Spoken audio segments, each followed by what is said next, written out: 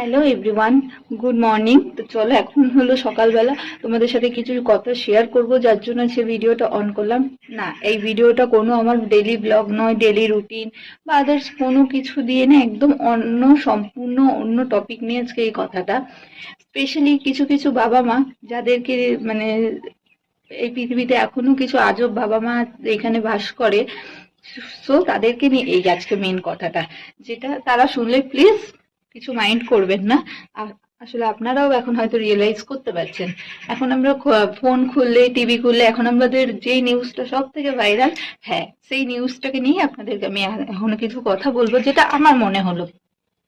এই বিষয়টা নিয়ে কোনো ইয়ার্কি মারবো না, কিছু না।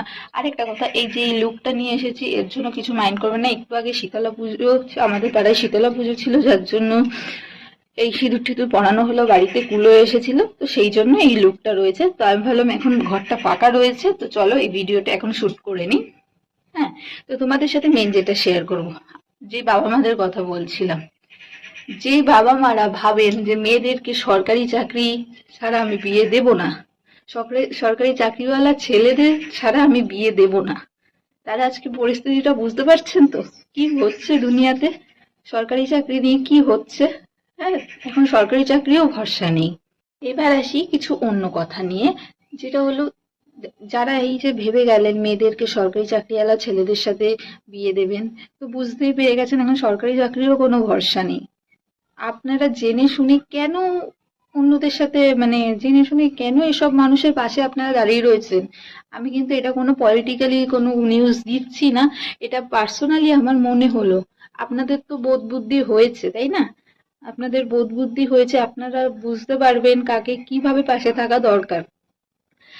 আমার এখন বয়স হলো 23, আমি এইসব পার্টি পলিটিক্স কিচ্ছু বুঝি না, তাই দয়া করে ভাববেন না যে আমি কোনো পার্টি পলিটিক্স নিয়ে ভিডিওটা করছি। কোনো পার্টি পলিটিক্স না, আমি এখনো অব্দি ভোটও দিইনি, আমি নিউজও দেখি না। জাস্ট ফোনে এখন এই চাকরি চলে যাওয়ার ব্যাপারটা এখন দেখে নিজের প্রচন্ড খারাপ লাগছে, যার জন্য আমি এই ভিডিওটা করলাম।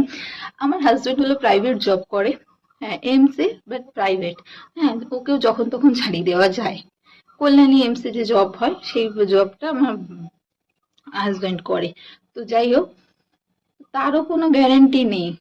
তো পাশে থাকতে হলে ভালো মানুষের পাশে থাকুন, জেনে শুনে ভুল মানুষের দিকে যাবেন না। আর অবশ্যই বাবা মারা, সরকারি চাকরি মানেই যে বিশাল কিছু তার প্রমাণ আপনারা পেয়ে গেছেন। আপনারা দেখবেন, ভালো থাকবেন, সুস্থ থাকবেন, আশা করি সব যেন ঠিক হয়ে যায়। আর আরেকবার এই লুকটা যদি খারাপ লেগে থাকে তো ক্ষমা করবেন, কিছু করার নেই। চলুন।